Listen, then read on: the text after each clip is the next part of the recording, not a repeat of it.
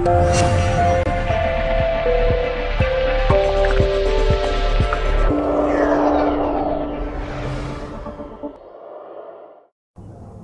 ప్రస్తావనలో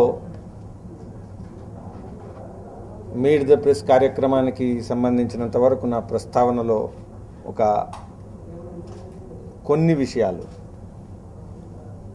భారతీయ Janata party ఆంధ్రప్రదేశ్లో ఏదైతే ప్రస్తుతం ఉండేటువంటి వాతావరణం ఉందో రాజకీయ వాతావరణం ప్రధానంగా విశ్లేషిస్తున్నప్పుడు ప్రభుత్వ పనితీరు విషయంలో ప్రజాసేవ విషయంలో ప్రజలకు సంక్షేమం సంబంధించినటువంటి విషయాల్లో అదేవిధంగా రాజకీయమైనటువంటి విధానాల పరంగా అనేక సందిగ్ధ భ్రమపూరిత కారణాల వల్ల పార్టీ గత కొన్ని సంవత్సరాలుగా ఆంధ్రప్రదేశ్లో బలహీనపడుతున్నదనేది నిజము, అందరూ కూడా గమనిస్తున్న విషయం. నాకు అప్పుడప్పుడు అనిపిస్తుంది కిరణ్ కుమార్ రెడ్డి వారు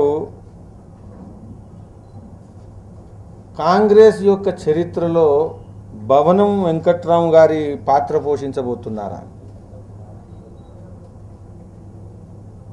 కాంగ్రెస్ యొక్క పార్టీ రాజకీయంగా పతనం అనేది చాలా స్పష్టంగా కనబడుతున్నది.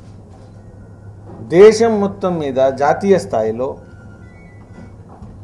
ఫెయిల్డ్ గవర్నెన్స్, విఫలమైనటువంటి ప్రభుత్వానికి నాయకత్వం వహిస్తున్నటువంటి పార్టీ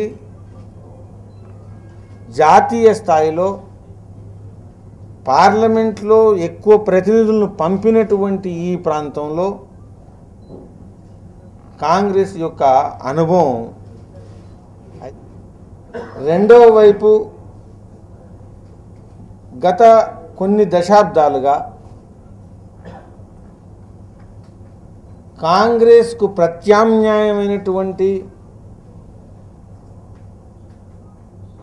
కాంగ్రెస్కు జాతీయ స్థాయిలో ప్రతికూలమైనటువంటి పక్షాలను బలోపేతం చేసేటువంటి రాజకీయాలను పోషించినటువంటి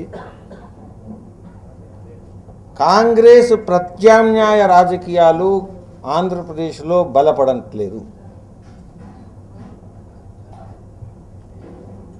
anti Congress movement which has been very strong in the state in the last few decades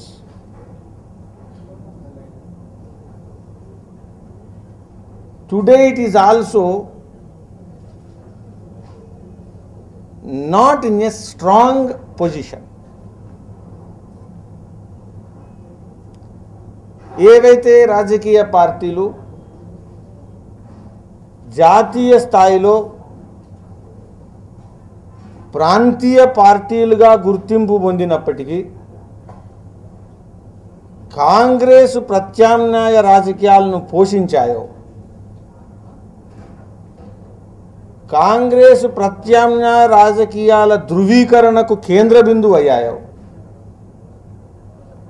ఈరోజు పరోక్షంగా కాంగ్రెస్తో చేతులు కలుపుతూ కనబడుతున్నాయి. సో నేను ఈ ప్రస్తావనలో భాగంగా చెప్పాల్సింది ఏంటంటే, ఆంధ్రప్రదేశ్లో కాంగ్రెస్కు ప్రత్యామ్నాయానికి బలమైనటువంటి స్థానం అనేక దశాబ్దాలుగా ఉంది. Anti Congress space is also significant in the state. In the last few years that space is షేకెన్. The players who have been playing as a polarizing force are seen as wavering, flickering. They are not maintaining their unflinching anti-Congressism. దీని కారణంగా ప్రజల్లో విపరీతమైనటువంటి ఆక్రోశం ఏదైతుందో అది విస్తరించి ఉంది. భారతీయ Janata party కాంగ్రెస్కు ప్రత్యామ్నాయంగా జాతీయ స్థాయిలో ఏ విధంగానైతే ఏ మాత్రం ఒడిదడుకులు లేనటువంటి కాంప్రమైజ్కు సిద్ధంగానటువంటి కాంగ్రెస్ ప్రత్యామ్నాయ రాజకీయాలకు నాయకత్వం వహిస్తూ వస్తున్నదో అదే విధమైనటువంటి రాజకీయాలకు నాయకత్వం వహించాలా అనేటువంటి దృక్పథంతో ఆంధ్రప్రదేశ్లో అడుగులు వేయబోతున్నది. నేను ఈ ప్రస్తావన సందర్భంగా నేను అంటున్నప్పుడు so the BJP space is not the traditional BJP space. In Andhra Pradesh, in coming days, the BJP space is the space which has been taken by other forces, anti-Congress space. That is going to be the BJP space. Bharatiya Janata Party జాతీయ స్థాయిలో ఈరోజు ఒక విజయవంతంగా సఫలీకృతమైనటువంటి ప్రాంతీయ స్థాయి ప్రభుత్వాలను ఇస్తున్నది. ఒకవైపు కేంద్ర స్థాయిలో కాంగ్రెస్ ప్రభుత్వం ఆర్థిక రంగము, విదేశీ వ్యవహారాల రంగము, అంతర్గత రక్షణ రంగము, ఏ రంగాలు తీసుకున్నా కేంద్ర స్థాయిలో ఏ విధంగా అయితే విఫలమైందో ప్రాంత స్థాయిలో కూడా ఆంధ్రప్రదేశ్ లాగానే జాతీయ స్థాయిలో కాంగ్రెస్ నాయకత్వంలో ఎక్కడ ప్రభుత్వం నడుస్తున్నా, ప్రాంత స్థాయిలో ఎక్కడ ప్రభుత్వం నడిపిస్తున్నా, all are failed governments. Maharashtra failed government, Delhi failed government, Andhra Pradesh is a failed governance. BJP governance కు ప్రత్యామ్నాయ పేరు ఏదన్నా ఉంటే అది Bharatiya Janata Party. It's a synonymous with the governance. Gujarat, Madhya Pradesh, Chhattisgarh, alliance government, Bihar, any state ఈరోజు 6% జీడిపి నడుస్తున్నది. భారతీయ స్థూల ఉత్పత్తి అభివృద్ధి ధర అనుకుంటే కూడా దీనికి మూలాధారం భారతీయ జనతా పార్టీ నాయకత్వంలో నడుస్తున్న ప్రభుత్వాలు మాత్రమే కారణం. ఎక్కువ నేను వివరాలకు వెళ్ళను. ఒకవైపు జాతీయ స్థాయిలో మీరు గమనిస్తే అన్ని ప్రాంతాల్లో వ్యవసాయంలో కల్టివేబుల్ ల్యాండ్ ఉదాహరణకు కనుక తీసుకుంటే అన్ని ప్రాంతాల్లో తగ్గుతుంటే భారతీయ జనతా పార్టీ ప్రభుత్వం నడిపిస్తున్నటువంటి ప్రాంతాల్లో కల్టివేబుల్ అగ్రికల్చర్ ల్యాండ్ యొక్క రేట్ ఏదైతే ఉందో అది పెరిగింది. వ్యవసాయ ఉత్పత్తులు పెరిగాయి. Why I'm taking agriculture? Agriculture is a crisis ridden sector. ఇవాళ మొత్తం జాతీయ స్థాయిలో కానీ ప్రాంత స్థాయిలో కానీ కనుక చూస్తే సంక్షోభంలో, అతి సంక్షోభంలో కూరుకునేటువంటి రంగం ఏదైతుందో అది వ్యవసాయ రంగం. ఆ వ్యవసాయ రంగము భారతీయ జనతా పార్టీ నాయకత్వం వహిస్తున్నటువంటి ప్రభుత్వం నడిపిస్తున్నటువంటి ప్రాంతాల్లో విజయవంతమైన రంగం. So while the macro framework is not helping the states and the central government is not promoting and creating a supportive atmosphere for the agriculture, in such difficult situations, BJP governments within their limitations, despite the odd conditions, they have performed well in agriculture. Agriculture growth rate in Madhya Pradesh is more than 18%. Can you imagine? Agriculture growth rate in Gujarat is more than 10%. And in Chhattisgarh it is more than 10%. So I will not go into details. So this is the situation. So Bharatiya Janata party కాంగ్రెస్కు నిజమైనటువంటి ప్రత్యామ్నాయం, రాజకీయంగా సిద్ధాంతపరంగా అదేవిధంగా ప్రభుత్వం నడపడంలో దక్షత విషయంలో కూడా అనేటువంటిది అన్నీ మేము ప్రాథమికంగా తీసుకున్నాం. రాబోయే రోజుల్లో ప్రజల ముందు ఉంచబోతున్నాం. రాబోయే రోజుల్లో అదే ఒక రకమైనటువంటి రాజకీయమైనటువంటి చర్చనీయాంశం చేయబోయేటువంటి విషయం. ఆంధ్రప్రదేశ్ చాలా ముఖ్యమైనటువంటి ప్రాంతం.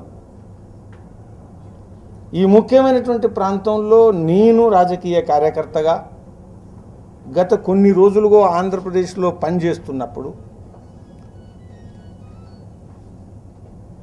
ఆంధ్రప్రదేశ్లో దేశంలో ఏ ప్రాంతంలో లేనంత సంక్షోభం ఆంధ్రప్రదేశ్లో ఉంది. ఆత్మహత్యల సంఖ్య తెలంగాణలో ఉన్నంత దేశంలో ఈరోజు ఎక్కడా లేదు. If you want to identify an area where maximum suicides are taking place, not belonging to one particular sector, across the board, if you want to see maximum suicides, it is the Telangana region and North Telangana region and even the other parts of the Telangana. Maharashtra తర్వాత అత్యధికమైన ఆత్మహత్యలు జరుగుతున్నటువంటి స్థలం ఆంధ్రప్రదేశ్, తెలంగాణ. నేతన్నలు చాలా పెద్ద రంగం వ్యవసాయం తర్వాత రూరల్ సెక్టర్లో కరీంనగర్లో 300కు పైగా, 170కి పైగా నల్గొండ, ఈ విధంగా విపరీతమైనటువంటి ఆత్మహత్యలు జరుగుతున్నటువంటి స్థలం చేనేత రంగం ఏదైతే ఉంటే అది తెలంగాణ, అది ఆంధ్రప్రదేశ్. రూరల్ గ్రామీణ ఆర్థిక వ్యవస్థ సంక్షోభం కారణంగా లక్షలాదిగా గల్ఫ్కు వెళ్ళి ఈరోజు గల్ఫ్లో నష్టపోయి అత్యధికంగా ఆత్మహత్యలు చేసుకునేటువంటి జిల్లాలు కావాలనుకుంటే అది ఆంధ్రప్రదేశ్లో, తెలంగాణలో. అదేవిధంగా బీడీ, ఏ రంగమైనా చూసుకోండి, మహారాష్ట్రలో అన్ని రంగాలకు సంబంధించినటువంటి వాళ్ళు ఆత్మహత్య చేసుకోవచ్చు. కాబట్టి if you want to see a frozen area of sadness, ఘనీభవించినటువంటి దుఃఖం ఉండేటువంటి ప్రాంతం నీకు దేశం మొత్తంలో కావాలనుకుంటే అది కేవలం తెలంగాణ. భారతీయ జనతా పార్టీ ఈ విషయాన్ని ఒక రాజకీయమైనటువంటి రాబోయే రోజుల్లో చాలా ముఖ్యమైనటువంటి సవాలుగా భావిస్తున్నది. తెలంగాణ తెలంగాణ కోసం ఉద్యమిస్తున్న పార్టీగా, తెలంగాణ కావాలని కోరుకుంటున్నటువంటి పార్టీగా, రాజకీయంగా నిర్ద్వందంగా బేషరతుగా తెలంగాణ ఏర్పాటును సమర్థించేటువంటి పార్టీగా, కానీ కేవలం తెలంగాణ రాష్ట్రం ఏర్పాటు చేయడమే లక్ష్యం అనేది కాకుండా అంత్యోదయ తెలంగాణ ఒక సమానాంతర రాజకీయ ఉద్యమంగా, ఈ ఘనీభవించినటువంటి దుఃఖం ఏదైతుందో, ఆత్మహత్యలకు కేంద్రీకృతమైనటువంటి ఒక నిలయ క్షేత్రం ఏదైతుందో, ఇందులో బీద బడుగు వర్గాల పోరాటం ఏదైతుందో ఇది భారతీయ జనతా పార్టీ ఒక సమానాంతర ఉద్యమంగా భావిస్తూ పోరాటం చేయాలనుకుంటున్నది. అంత్యోదయ తెలంగాణ అనేది ఒక రాజకీయ లక్ష్యం.